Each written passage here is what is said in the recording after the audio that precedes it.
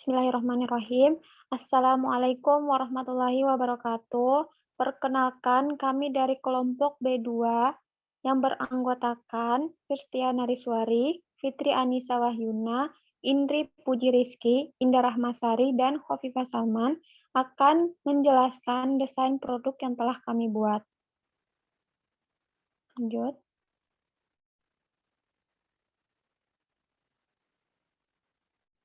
Nah, di sini saya akan menjelaskan preformulasi zat aktifnya, di mana zat aktifnya itu ada gentamisin sulfat. Untuk strukturnya sendiri bisa dilihat. Kemudian pemeriannya itu berbentuk serbuk, putih sampai ke kuning-kuningan. Kemudian kelarutannya larut dalam air, tidak larut dalam etanol, aseton, kloroform, eter, dan benzen. Kemudian stabilitasnya itu stabil pada pH 3,5 sampai 5,5. Inkompatibilitasnya dapat berinteraksi dengan obat yang tidak stabil pada pH asam, seperti garam eritromisin. Khasiatnya sebagai antibiotikum. Untuk penyimpanannya sendiri disimpan dalam wadah tertutup rapat dan terhindar dari panas yang berlebih. Kemudian, selanjutnya pendekatan formulasi. Bahannya terdiri dari 4 bahan. Yang pertama, gentamisin sulfat sebagai zat aktif, jumlahnya itu 0,1%, sedangkan yang ditimbang 0,005 gram. Kemudian metil paraben sebagai pengawet, jumlahnya 0,1%, yang ditimbang 0,005 gram. Selanjutnya parafin liquidium sebagai basis, jumlahnya 5%, yang ditimbang 0,25 gram. Dan terakhir ada vaselin album, yang di-add sampai 5 gram. Sedangkan yang ditimbang itu 4,47 gram.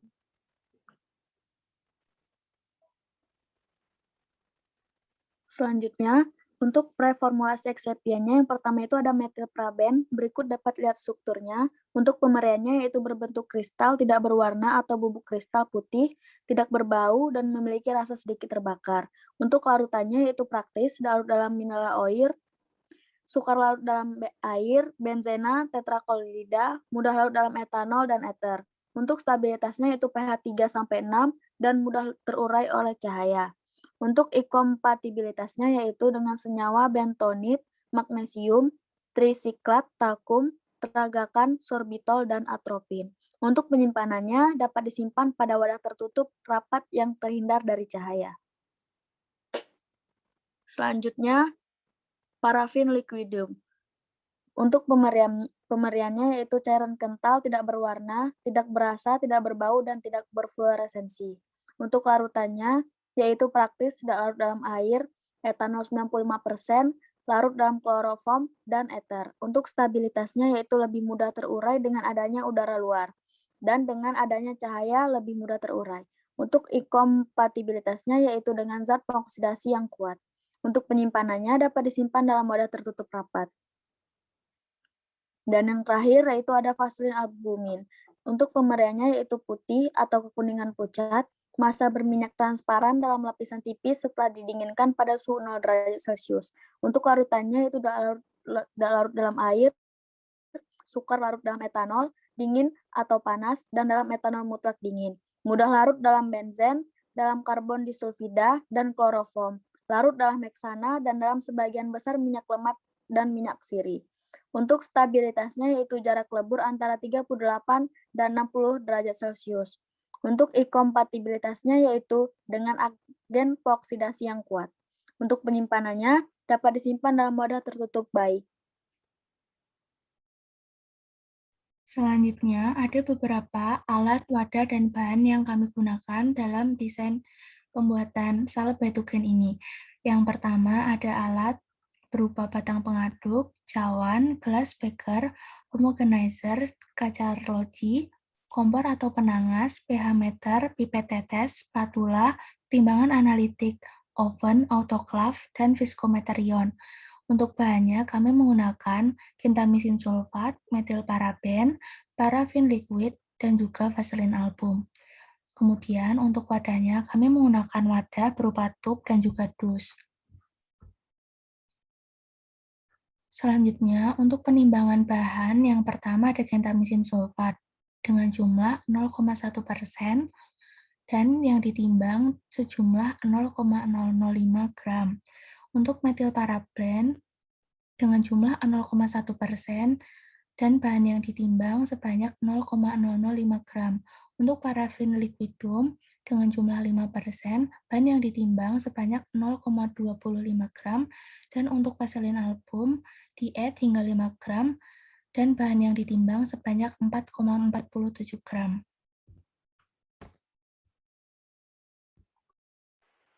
Kemudian untuk prosedur pembuatan terbagi menjadi dua, yaitu di gray area dan white area. Yang pertama di ruang sterilisasi, yaitu semua alat dan wadah yang di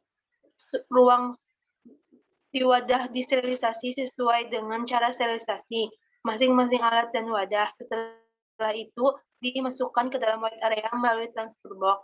Yang kedua di ruang penimbangan, dilakukan penimbangan masing-masing bahan sesuai dengan perhitungan yang telah dilakukan. Zat aktif dan eksipien yang telah ditimbang kemudian dimasukkan ke dalam white area. Yang ketiga ada ruang sterilisasi. Sediaan disterilisasi menggunakan sterilisasi akhir dengan autoclave 120 derajat selama 15 menit. Yang keempat ada ruang evaluasi.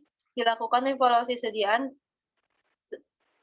Setelah itu sediaan diberi etiket, brosur, dan juga dikemas dalam wadah sekunder. Kemudian di white area, yang pertama dilelehkan vaselin album di atas penanas air, kemudian ditambahkan parafin cair dan metilparaben, lalu dicampur hingga homogen. Yang ketiga disaring melalui saringan kasar yang ditempatkan dalam corong yang dipanaskan. Kemudian disterilkan menggunakan metode panas kering pada suhu 160 derajat selama 2 jam. Kemudian dicampurkan gentamisin sulfat dengan dasar salep mata. Yang kelima, diisikan salep mata ke dalam wadah secara aseptis, kemudian ditutup rapat. Dan yang terakhir dikemas dalam wadah sekunder dan diberi etiket serta brosur.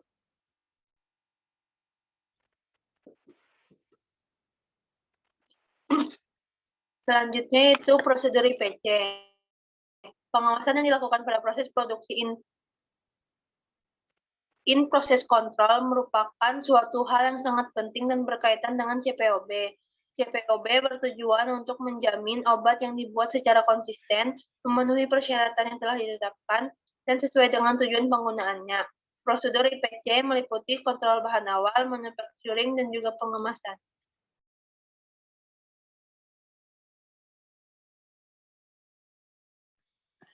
Selanjutnya ada prosedur pengujian produk jadi. Pada gray area dilakukan evaluasi sediaan meliputi evaluasi IPC, penetapan pH, penetapan viskositas, dan homogenitas. Evaluasi kimia, identifikasi, dan penetapan kadar. Evaluasi sediaan akhir, evaluasi fisik, terdiri dari penetapan pH, penentuan bobot jenis, homogenitas, uji kejernihan, stabilitas, uji kebocoran wadah. Dan yang terakhir, evaluasi biologi, uji sterilitas, uji efektivitas pengawet mikroba, dan kandungan zat antimikroba.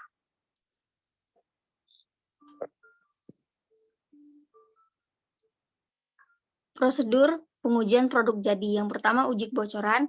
Alatnya ada oven dan kertas menyerap. Cara pengujian, ambil tub salep mata, bersihkan permukaan luar tub dengan kertas penyerap, letakkan tub di atas loyang dengan posisi horizontal, masukkan ke dalam oven, dan diamkan selama 1 jam pada suhu 60 derajat Celcius. Tidak boleh terjadi kebocoran, kertas penyerap harus selalu kering. Hasil pengujian, kertas penyerap menjadi berminyak, disebabkan isi salep yang keluar melalui bagian lipatan tabung. Uji viskositas. Tujuan menguji kekentalan pada sediaan steril salep mata. Cara pengujian menggunakan alat viskometer ion. Yang ketiga, uji homogenitas. Alat 2 buah objek gelas. Cara pengujian, salep dioleskan pada salah satu objek gelas, kemudian dihimpit dengan objek gelas yang satunya sampai salep tersebut menyebar pada objek gelas. Harus menunjukkan susunan yang homogen. Hasil pengujian salep homogen. Dan yang terakhir ada uji pH, tujuannya untuk mengetahui pH salep mata agar tidak menyebabkan iritasi pada mata. Cara pengujian, oleskan salep mata pada kertas pH, diamati dan dicocokkan dengan warna pH pada kemasan. Selanjutnya, deskripsi kemasan dan gambar primer. Kemasan primer adalah kemasan yang bersentuhan langsung dengan sediaan. Kemasan primer untuk salep Bethune ini berupa tub aluminium yang dapat melindungi sediaan salep mata, baik terhadap kelembapan, cahaya, maupun kerusakan pada saat penanganan produk jadi sampai pada tangan konsumen. Tutup kemasannya sendiri berasal dari plastik berbahan HDPE atau High Density Polyethylene.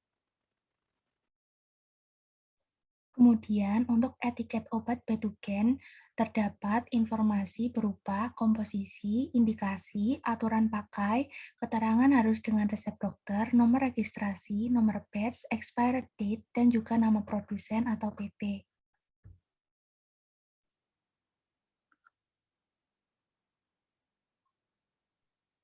Kemudian untuk kemasan dan gambar sekundernya, yaitu berupa kotak yang terbuat dari kertas karton.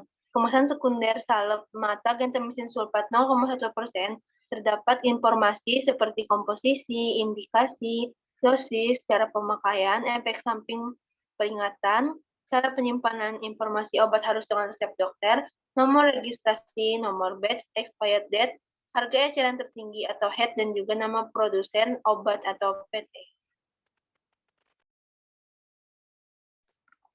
Selanjutnya, pada brosur obat terdapat komposisi, indikasi, dosis dan cara pemakaian, kontraindikasi, efek samping, peringatan, cara penyimpanan, kemasan, nomor BPOM, nomor batch, expired date, dan produsen. Selanjutnya, untuk cara pemakaiannya yaitu yang pertama, cuci tangan dengan sabun dan air mengalir, lalu keringkan dengan handuk atau lap bersih. Kemudian saat ingin mengoleskan obat, usahakan dalam posisi yang nyaman, baik dalam posisi duduk, berdiri, maupun berbaring. Kemudian, dengan menggunakan jari telunjuk, tarik perlahan kelopak mata bagian bawah.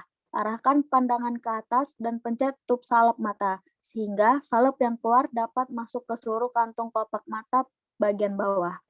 Kemudian, berkedip secara perlahan sehingga salep mata dapat menyebar ke seluruh permukaan mata. Kemudian, tutup mata selama 1-2 menit. Berikut beberapa referensi yang kami gunakan untuk mendesain salep obat gentamisin sulfat. Baik, terima kasih. Sekian presentasi dari kelompok kami. Kurang dan lebihnya kami mohon maaf. Wassalamualaikum warahmatullahi wabarakatuh.